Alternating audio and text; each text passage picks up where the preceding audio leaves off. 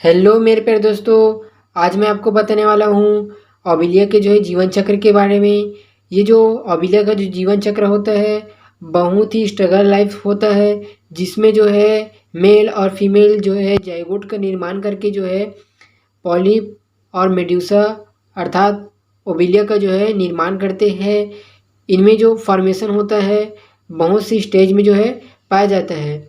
इनकी संरचना को जानने से पहले हम इनकी परिभाषा अर्थात ओबिलिया का जीवन चक्र क्या होता है और उनके निषेचन किस प्रकार से पाए जाते हैं उसको देखते हैं। तो यहाँ पर ओबिलिया का जीवन चक्र और निषेचन दिखाया गया है। ये पेपर्स में 2 टाइप्स के क्वेश्चन आते हैं, जैसे कि ओबिलिया का जीवन चक्र का वर्णन अथवा मेटाजेनेसिस से क्या अभिप्राय है। इस प्रकार के पेपर में क्वेश्चन पूछे जाते हैं। तो इसमें ओबिलिया का जीवन चक्र होते हैं वे इस प्रकार से है कि जो ओबिलिया होते हैं वह एक लिंगी जंतु होती है, जिनमें जो जनक जिसको हम गोनड्स कहते हैं इसका निर्माण होता है वह एक्टोडर्मा से, जिसमें उपस्थित इंटरस्टेशियल सेल गेमिट्स का निर्माण करती है। जो इंटरस्टेशियल सेल होते हैं वह गेमिट्स का निर्माण करती है। इनके परिपक्व होने पर जो जनक की भित्ति होती है वह फट जाती है और गेमिट्स होते हैं वह जल में तैरने लगते हैं और फिर निषेचन होता है। जो निषेचन है वह बाह्य या आंतरिक होता है। जो नर एवं मादा मेड्यूसी अपने गेमिट्स पानी में छोड़ते हैं और जो बाह्य निषेचन होता है वह पानी में होता है तथा जो आंतरिक निषेचन होता है वह मादा के शरीर में पाया जाता है। जो बाह्य निषेचन पानी में और आंतरिक निषेचन मादा के शरीर में होता है। ओवम के साथ एक स्पर्म समेकित होकर जाइगोट का निर्माण करते हैं। तो इस प्रकार से इनकी निषेचन होता है। अब इनमें संरचना का वर्णन इस प्रकार से है। यहाँ पर ओबिलिया का एक चित्र है, जिसमें ओबिलिया होती है वह एक कॉलोनी में यहाँ पर पाई जाती है। जो ओबिलिया होती है वह एक कॉलोनी में है जो कि एक पत्थर या चट्टान से जुड़ा हुआ रहता है, जिसको हम सबस्ट्रेटम कहते हैं। और इनमें जो मेड्यूसा होता है वह चक्र की तरह यहाँ पर बाहर निकला हुआ दिखाई देता है तथा इस मेड्यूसे का नीचे क्या पाया जाता है, गैस्ट्रोजॉइड्स पाए जाते हैं, जिनमें टेंटिकल उभरे हुए यहाँ पर बाहर निकलते हुए दिखाई हमको देते हैं। और इनमें इसके नीचे है गोनोजॉइड्स पाया जाता है, जिनमें यहाँ पर एक बर्ड भी पाया जाता है जिसको हम मेड्यूसा बर्ड भी कहते हैं। मेड्यूसा बर्ड, जिसको हम मेड्यूसा बर्ड भी कहते हैं। और इनमें एक छिद्र जिसको हम मुख कहते हैं, ये जो मुख होता है इसको हम क्या बोलते हैं, गोनोपोर कहते हैं। यहीं से जो मेल और फीमेल बाहर निकलते हैं। तो इस प्रकार से इनकी संरचना का फंक्शन यहाँ पे होता है। तो इनमें जो मेल और फीमेल होता है, जो मेल से यहाँ पर स्पर्म का रिलीज होता है तथा फीमेल से ओवा का रिलीज होता है।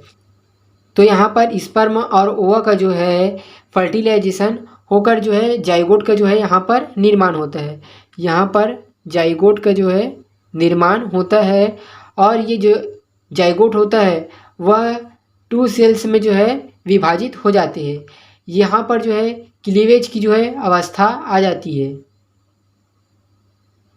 क्लीवेज की यहाँ पर अवस्थाएं आ जाती है, जिसको हम विखंडन कहते हैं या विदलन कहते हैं। फिर इनसे 4 सेल में जो है विभाजित हो जाती है, जिसको हम मारुलावस्था कहते हैं। इस मारुलावस्था में जो है 4 सेल्स का जो है निर्माण हो जाता है और इनमें जो कोशिकाएं जो होती है उसको हम क्या कहते हैं, ब्लास्टोमियर। जो यहाँ पर कोशिकाएं होती है उसको हम ब्लास्टोमियर्स कहते हैं, ब्लास्टोमियर्स जो है कहते हैं। अब इस मारुलावस्था के बाद जो है ब्लास्टुलावस्था जो है आ जाता है, जिसमें क्या होता है, एक खोखली गेंद के समान जो है यहाँ पर संरचना जो है दिखाई देती है और जिसको हम क्या बोलते हैं, ब्लास्टोसील कहते हैं। इसको हम ब्लास्टोसील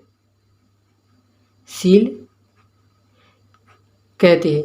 इसको मैंने यहाँ पर दिखा दिए है, इसको मैंने यहाँ पर जो है दिखा दिए है, जिसमें क्या होती है, जो कोशिकाएं होती है यहाँ पर, जो ब्लास्टोमियर्स की जो यहाँ पर कोशिकाएं होती है वह एकत्र होकर जो है एक के ऊपर जो है एक जो है कोशिकाएं बनती है। इसी को ही ब्लास्टुलावस्था कहते हैं।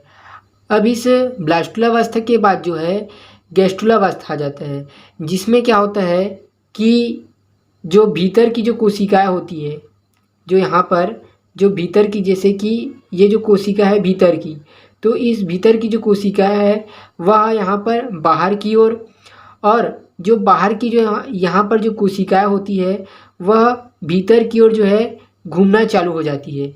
इस प्रकार से जो बाहर की ओर जो कोशिकाएं होती है उसको हम एक्टोडर्म कहते हैं, एक्टोडर्म जो है यहाँ पर कहते हैं। और जो अंदर की ओर जो कोशिकाएं होती है उसको हम एंडोडर्म कोशिकाएं कहते हैं। इस प्रकार से जो घूमती हुई यहाँ पर दिखाई देती है इसी को ही हम गैस्ट्रुलावस्था कहते हैं। इस गैस्ट्रुलावस्था में जो है सीलिया का जो है यहाँ पर निर्माण होता है। अब जो है सीलिया का जो है निर्माण होने के पश्चात इसके द्वारा जो है लार्वा यहाँ पर छोड़ दिया जाता है, जिसको हम प्लेनुला लार्वा कहते हैं। ये जो लार्वा होता है वह क्या होता है, इस सीलिया के द्वारा जो है पानी में जो है यहाँ पर तैरता है, जिसमें क्या होते हैं 2 स्तर पाया जाता है। एक्टोडर्म की जो है 2 स्तर जो है यहाँ पर पाया जाता है। और फिर इनमें क्या होता है, पॉलिप का जो है डेवलपमेंट होता है, जिसको हम यंग पॉलिप कहते हैं, जो मुख की तरह जो है यहाँ पे दिखाई देता है। और फिर इनमें जो है अब इस यंग पॉलिप के निर्माण होने के पश्चात इसमें जो है कयांतरण चालू हो जाता है, कयांतरण चालू हो जाता है, जिसको हम मेटामॉर्फोसिस कहते हैं। अब इनमें जो है कयांतरण चालू होने के पश्चात जो है इसमें जो लार्वा होता है वह किसी सब स्टेटम से जो है चिपक कर जो है मैनोब्रियम और डिस्क का जो है निर्माण करता है, जो यहाँ पर मुख की तरह यहाँ पर दिखाई देता है, जिसमें क्या होते हैं, जो टेंटिकल यहाँ पर लगे होते हैं। और ये जो लार्वा होता है वह क्या होता है, एक पॉलिप के समान यहाँ पर दिखाई देता है। ये पॉलिप है, यंग पॉलिप से जो है ये बड़ा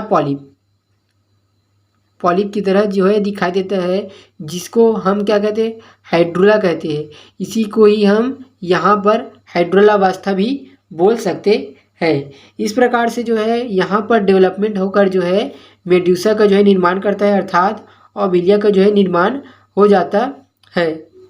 यदि ये वीडियो अच्छी लगी हो तो इस वीडियो को लाइक और शेयर और सब्सक्राइब ज़रूर करें। Thank you. इनके जो नोट्स है मैंने इस वीडियो की जो है डिस्क्रिप्शन बॉक्स में दे दिए हैं, जाकर इस लिंक को जो है देख सकते हैं।